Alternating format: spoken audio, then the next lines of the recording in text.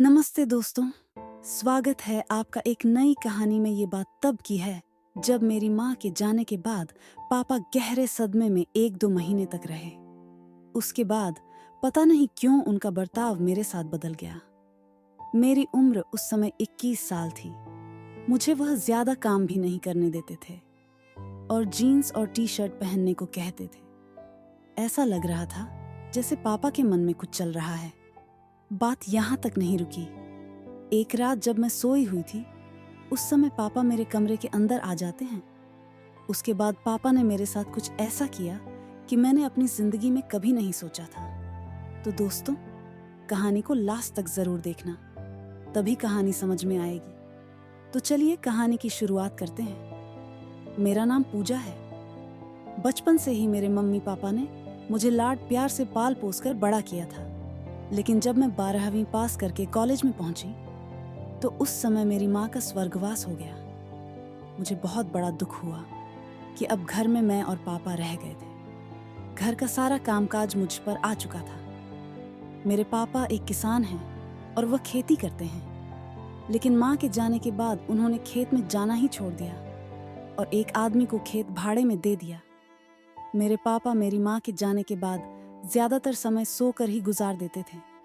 मैंने एक दिन पापा को समझाया भी था कि पापा जो हो गया सो हो गया, अब ज्यादा चिंता ना करें और खुश रहने की कोशिश करें। लेकिन जब भी मैं ऐसा बोलती थी और एक आदमी को खेत भाड़े में दे दिया, मेरे पापा मेरी माँ के जाने के बाद ज्यादातर समय सोकर ही गुजार देते थे। मैंने एक दिन पापा को समझाया भी था कि पापा जो हो गया सो हो गया, अब ज्यादा चिंता ना करें और खुश रहने की कोशिश करें। लेकिन जब भी मैं ऐसा बोलती थी, पापा को रोना आ जाता था। पापा को देखकर मुझे बहुत दुख होता था। मैं समझ सकती थी कि माँ के जाने के बाद पापा का कोई नहीं था मेरे अलावा। लेकिन एक दिन मुझे भी पापा से दूर जाना पड़ेगा, ये सोचकर मुझे अच्छा नहीं लग रहा था। मैंने पापा को उठाया तो पापा ने कहा, बेटा थोड़ी देर और सोने दे। मैंने कहा, पापा और कितना सो गए?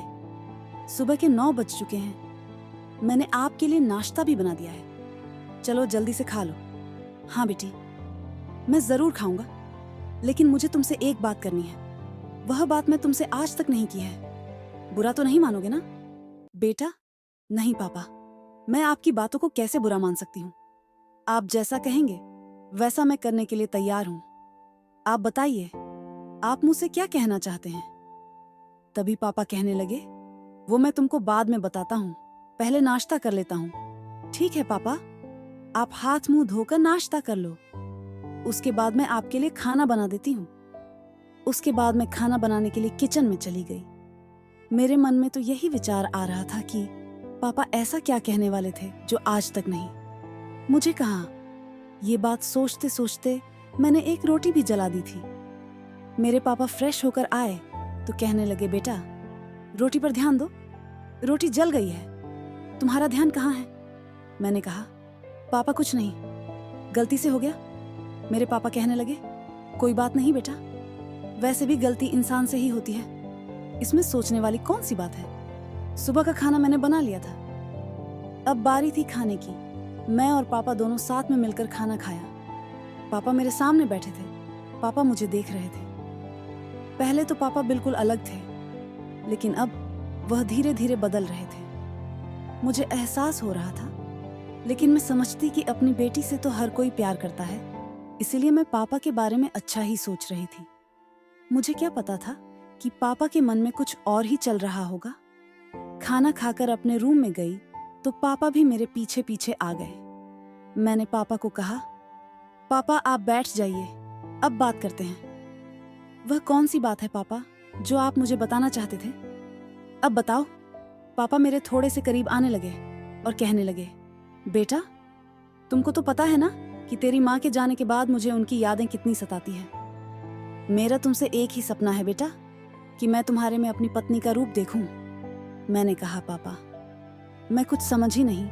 तभी मेरे पापा कहते हैं कि बेटा मैं चाहता हूं कि तुम्हारी माँ जैसे रहती थी, जब वह कुंवारी थी, वैसे ही तुम भी रहो तो मुझे अच्छा लगेगा। मैंने कहा, लेकिन पापा मुझे क्या पता कि मम्मी कैसे रहती थी। मैं तैयार हूँ आपके लिए। यदि आप चाहते हो तो बेटा, वह मैं सब कुछ बता दूंगा। तुम बस तैयार हो क्या? हाँ पापा, मैं तैयार हूँ। आपके लिए कुछ भी कर सकती हूँ। उस समय मैं सलवार सूट पहनती थी। पापा कहने लगे, बेटा तुम्हारी माँ सलवार सूट की जगह जीन्स पहनती थी, क्या तुम जीन्स नहीं पहनोगी? मैं बोली, पापा पहनूंगी, लेकिन मेरे पास तो जीन्स नहीं है। मैं तो वैसे भी जीन्स नहीं पहनती हूँ।